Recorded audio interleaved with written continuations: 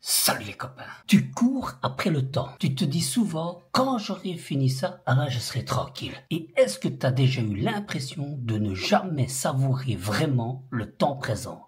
Aujourd'hui, on va voir ensemble comment simplifier ta vie grâce au minimalisme. Alors pas juste pour désencombrer ta maison, mais pour alléger ton esprit et ton quotidien. Mais avant ça, n'oublie pas de t'abonner à la chaîne, rien ne se perd ou presque. Tu cliques sur abonner, puis tu cliques sur la petite cloche, comme ça tu restes au courant avant tout le monde des nouvelles vidéos qu'il y aura ici sur cette chaîne. T'as saisi? Alors dis-toi déjà que le minimalisme, c'est pas un sprint, c'est une randonnée. Alors avec le temps actuel, on a toujours tous envie de vite arriver à la destination. La maison vite rangée, le dressing parfait, la to-do list vidée en un tour de main. Mais à force de tout le temps courir après les choses pour qu'elles soient vite finies, on oublie de vivre, on oublie de profiter de la vie. Et c'est pareil avec le minimalisme. On croit que le but est d'avoir une maison épurée. Mais non, c'est pas ça. Faut que tu t'enlèves ça de la tête. Le vrai truc, c'est d'apprendre à aimer le chemin. De voir toutes les choses qu'on arrive à accomplir au fur et à mesure. Tu n'as pas vidé toute ta to-do list. C'est pas grave. Fixe-toi déjà des objectifs réalisables. Si tu arrives à faire déjà 3 choses dans ta journée,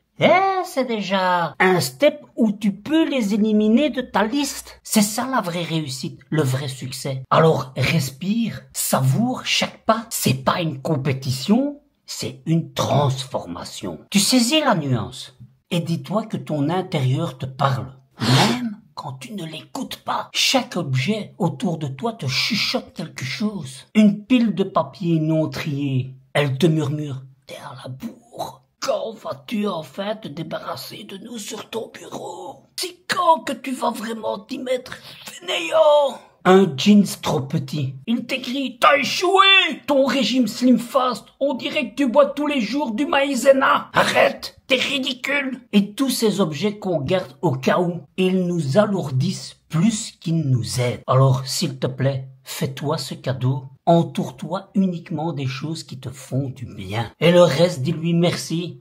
Bye bye. Au revoir les petites perruches. Et laisse-les partir. Tu verras comme tu te sentiras mieux. Et entre nous, je sais de quoi je parle. J'ai un garage rempli de en cas que. Et crois-moi, là je vais prendre le taureau par les 2 cornes et je vais une fois vider ce garage, un truc de fou, le réaménager pour qu'on y voit plus clair. Et je te le dis en vidéo parce que c'est pas la première fois que j'essaie de m'y mettre, et tu vois, même moi, j'ai pas facile. Donc là, maintenant que je l'ai dit, je me suis engagé, je suis obligé d'y aller, hein. Et je te proposerai de suivre tout ça sur Patreon. Là, tu vas voir, ça va valser, hein. Trop, c'est trop.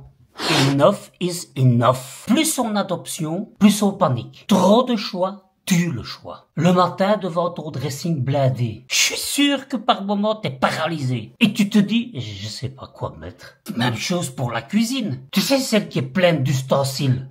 Comme tu sais pas quoi faire, tu fais toujours par facilité des pâtes. Moins de choix, c'est plus de clarté et plus de plaisir. C'est ça le super pouvoir du minimalisme. Il t'aide à y voir plus clair. Alors, avant de vouloir faire des plats sophistiqués que tu vas faire 1 ou 2 fois par an, commence par les bases, par les classiques, les incontournables, ceux qui fonctionnent toujours et qui te demandent pas 1000 épices ou 15 ustensiles différents ou 25 casseroles qui rentreront pas dans ton lave-vaisselle, au plus simple. Et c'est souvent ce qu'on se dit, hein, c'est quand même les choses les plus simples qui fonctionnent le mieux. Think about it. Et n'oublie pas que ce que tu possèdes en dit long sur toi. Tes objets racontent une histoire, ton histoire, tes peurs, tes rêves, ton passé. On garde tous des fois des choses pour nous raccrocher au passé, parce qu'au présent il y a des trucs qui nous plaisent pas. Et donc on a tendance à le fuir, en gardant des choses du passé, pensant que ça va nous rassurer. D'ailleurs je te pose la question.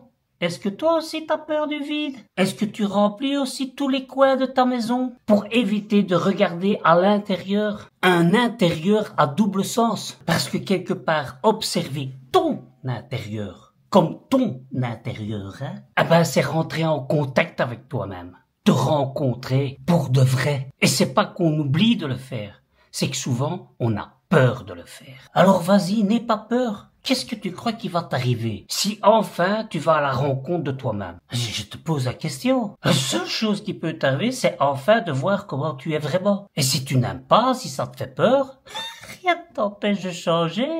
C'est toi le maître. Donc vas-y, fonce.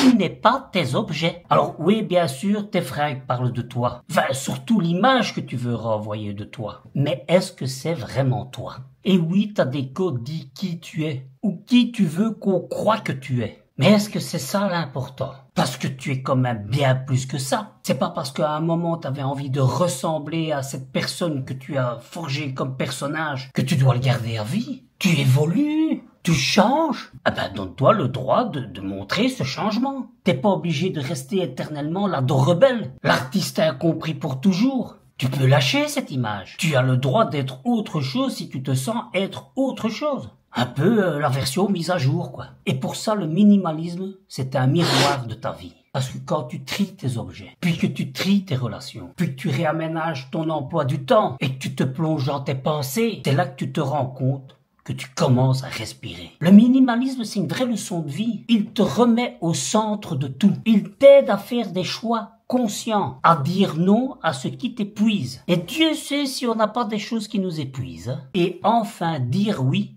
à ce qui t'élève. Et c'est ça le plus important. Savoir dire non pour dire oui aux choses qui sont vraiment importantes. Alors tu as l'impression qu'au fond de toi-même, le vide, il fait peur. Ben moi, je pense que c'est plutôt lui qui te libère. Et on a tendance à remplir nos vies pour ne pas ressentir le vide. Et pourtant, c'est quand on enlève le superflu qu'on se découvre vraiment. Oui. Qu'on apprend à s'aimer sans masque. Tu n'as pas besoin d'en faire des tonnes pour être quelqu'un d'intéressant. T'as juste besoin d'être pleinement toi. Même dans les silences. Même dans l'ennui. Oui, parce que des fois, c'est bon de s'ennuyer. Et surtout, se sentir bien dans la simplicité. Si t'es dans la simplicité, t'as plus besoin de te compliquer la vie. Alors tu vois, par toutes ces choses qu'on vient d'exposer, tu te rends compte que le minimalisme, c'est pas juste ranger tes placards. C'est une porte vers une vie plus vraie, plus douce, plus toi.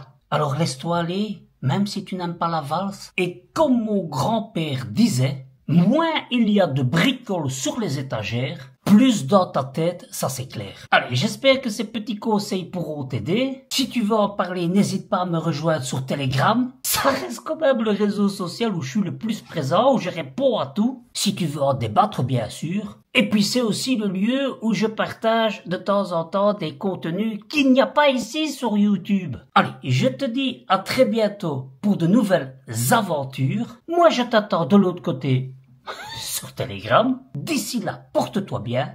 Salut les copains.